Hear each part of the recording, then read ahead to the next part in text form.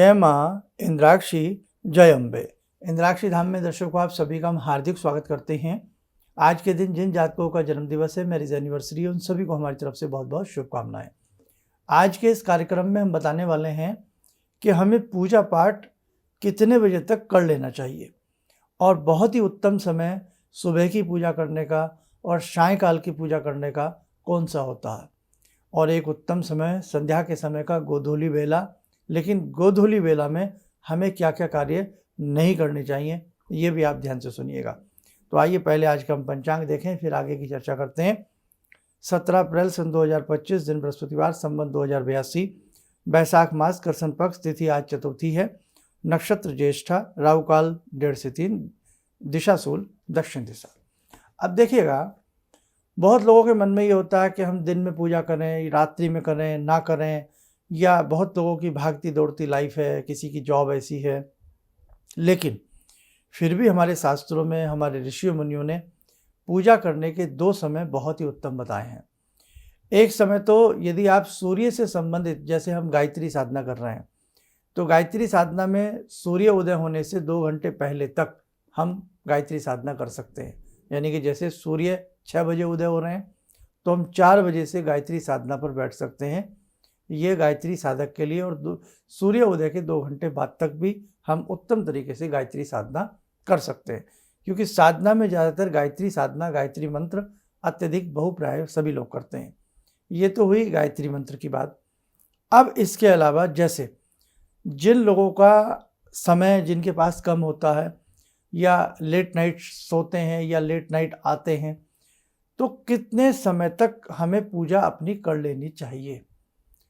सुबह का समय, जो हमारा एक सुबह का पड़ाव होता है, जिसको हम कहते हैं प्रातःकाल। अब प्रातःकाल कितने बजे तक रहती है, ये भी तो एक बात है ना, कि प्रातःकाल को हम कितने बजे तक माने।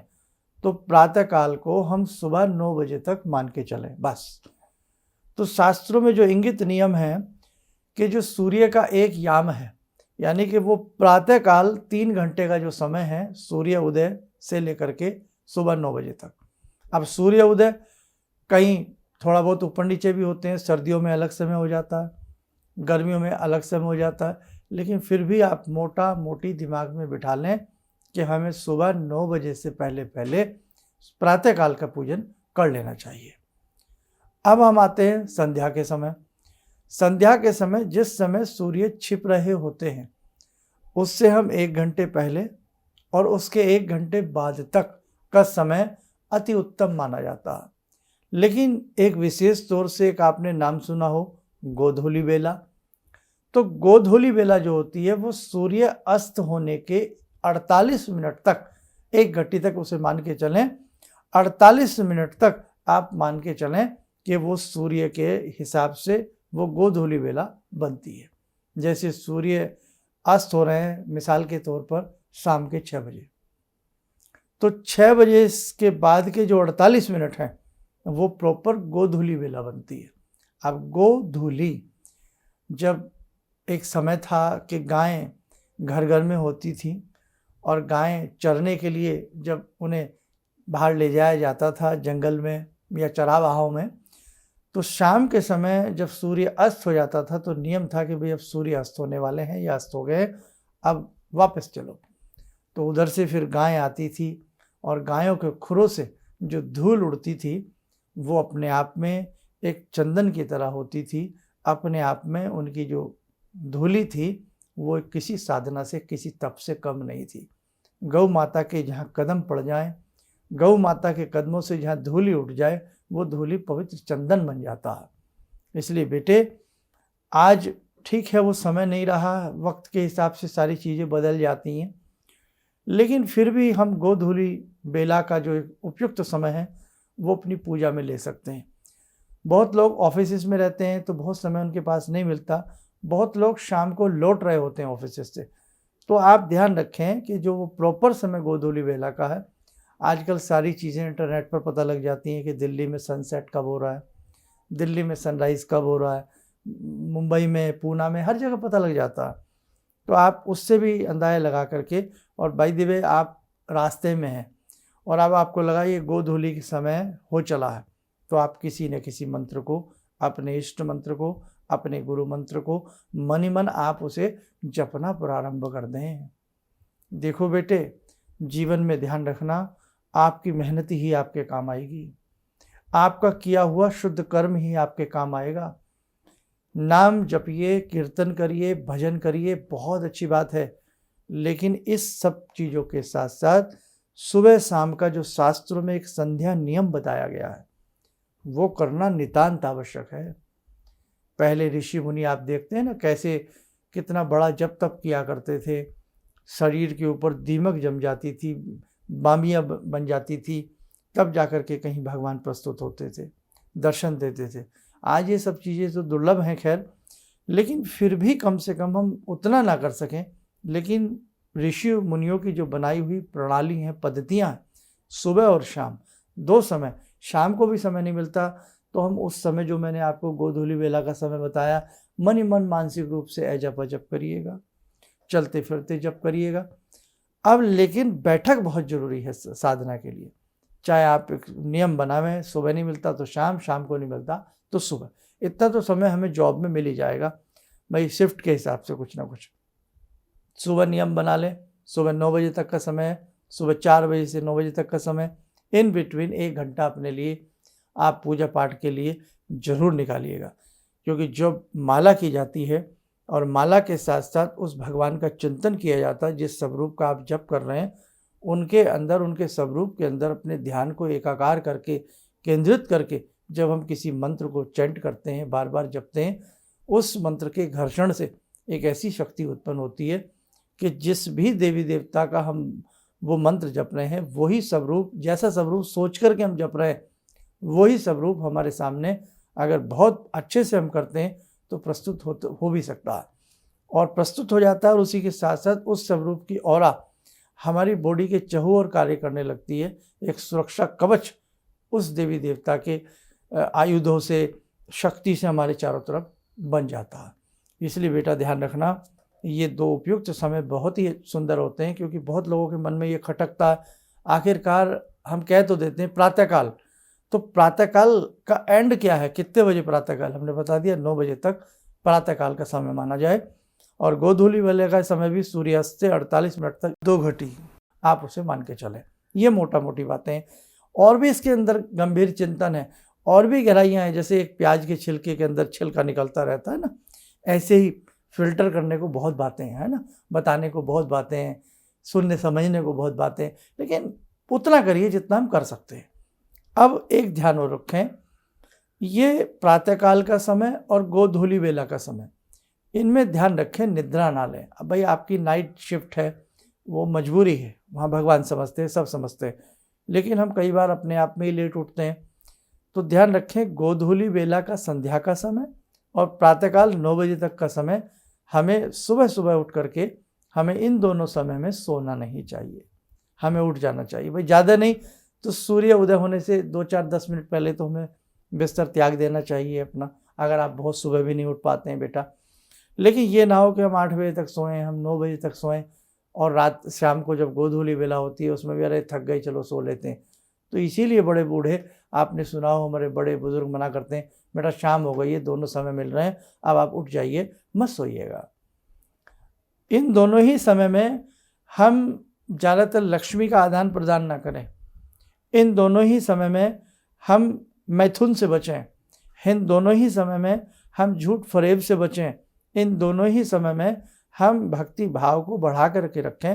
चाहे हम भक्ति साक्षात रूप में, आकार रूप में, साकार रूप में नहीं कर पा रहे हैं, निराकार रूप में ही सही, चलते फिरते ही सही, अजपा जप के रूप में ही सही, इतना हम जरूर ध्यान रखें। और इसी के समय हमें इन दोनों समय में भी, खास तौर से गोधूली वेला में, हमें कोई यात्रा प्रारंभ नहीं करनी चाहिए, उससे भी हम बचें तो हमारे लिए ज़्यादा अच्छा रहता है। गोधूली वेला सूर्य अस्त के बाद 48 मिनट का जो समय है, उस समय हम प्रॉपर वे में भोजन भी ना करें, हम उसके बाद ही भोजन करते हैं। और जैन शास्त्र में आज भी हमने बहुत ऐसे संपर्क रहा है और देखा है कि सूर्य अस्त होने से पहले पहले ही भोजन कर लिया जाता है। और जैन शास्त्र के अलावा और भी बहुत हमने लोग देखे हैं, और स्वास्थ्य की दृष्टि से सूर्य अस्त से पहले भोजन करना बड़ा अच्छा होता है। लेकिन आज की लाइफ ऐसी हो चुकी है कि हम इतना जल्दी भोजन नहीं कर पाते, कहने को बातें मिलाने को हम कुछ भी कहें, लेकिन ये सब कार्य सबके बस की नहीं होता। खाना खाते खाते समय 8-9 तो सबको बच जाते हैं, बहुत लोग तो बहुत लेट नाइट भी भोजन करते हैं। तो लेट नाइट तो स्वास्थ्य की दृष्टि से अच्छा है ही नहीं, लेकिन आध्यात्मिकता की दृष्टि से जो है गोधूली बेला को 48 मिनट को भी छोड़ करके चलें तो आपके लिए ज़्यादा अच्छा रहेगा। ठीक है, चलो अच्छे से समझ गए सभी हमारे बच्चे। अब बेटा ये ध्यान रखना, इन दोनों समय को गंभीरता के साथ लीजिए, अच्छे से अपनी पूजन पठन पाठ को आप लोग कीजिएगा। चलिए समय हो चला है ध्यान साधना से जुड़ने का। जुड़ते हैं जगत जननी भगवती जगदम्बा से। ॐ सिन्दूरारुण विग्रहां त्रिनयनां माणिक्यमूले स्फुरात् स्तारानायकशेखरं स्मितमुखी वापेन वक्षोरुवां पाणिभ्यामलपूर्णरत्नचषकां रत्नोत्परां बिभ्रति सौम्यां रत्नगटस्थरक्तचरणां ध्यायेत्पराम् अम्बिकां खड्गं चक्रगदेषु चापपरिगान् शूलम्बुशुण्डिं शिरा शङ्खं संदधतीं करे स्त्रीनयनां सर्वाङ्गभूषावृतां नीलासमद्युतिमास्य पाददशकां सेवे महाकालिकां यामास्तो स्वपितैर्हरो कमलजो हन्तुं मधुं कैटवं विद्युद्दामसमप्रभां मृगपते स्कन्दस्थितां भीषणां कन्या विहकरवालखेटविलसा धस्ताविरासेवितां हस्तैश्चक्रगदाशिखेटविशिखां चापं गुणं तर्जनीं विप्राणामलिलात्मिकां शशिधरां दुर्गां त्रिनेत्रां भजे। कवच बना लें, ध्यान करें, जगदम्बा का सुवासीस हम सबके ऊपर बरस रहा है।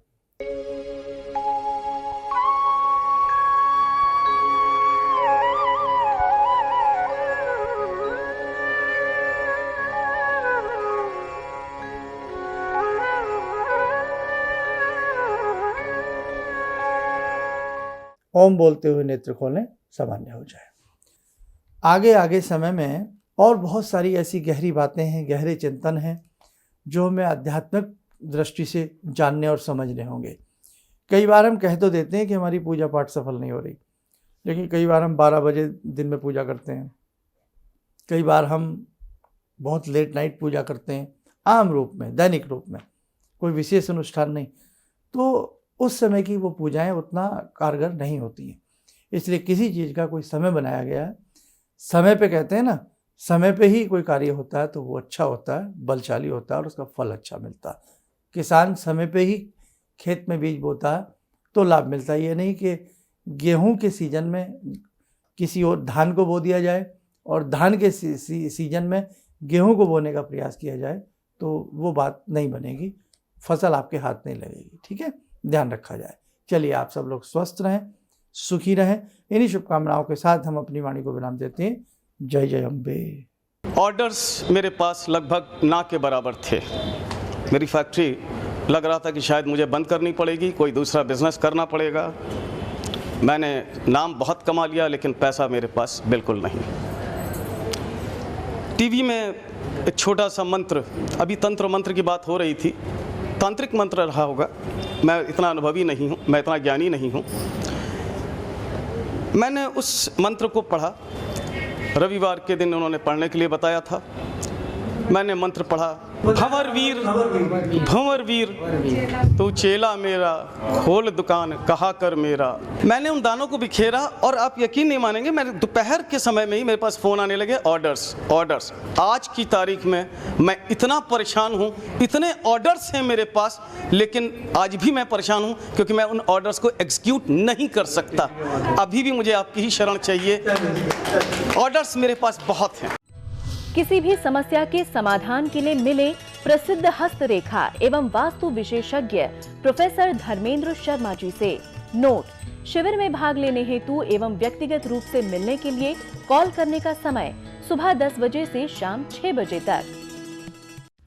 हमारे विभिन्न ज्ञानवर्धक कार्यक्रम देखने के लिए आप हमें अभी सब्सक्राइब करें, बेल आइकन को प्रेस करें ताकि आप देख सकें हमारा कार्यक्रम सबसे पहले। और अधिक जानकारी के लिए फेसबुक पेज को लाइक करना न भूलें।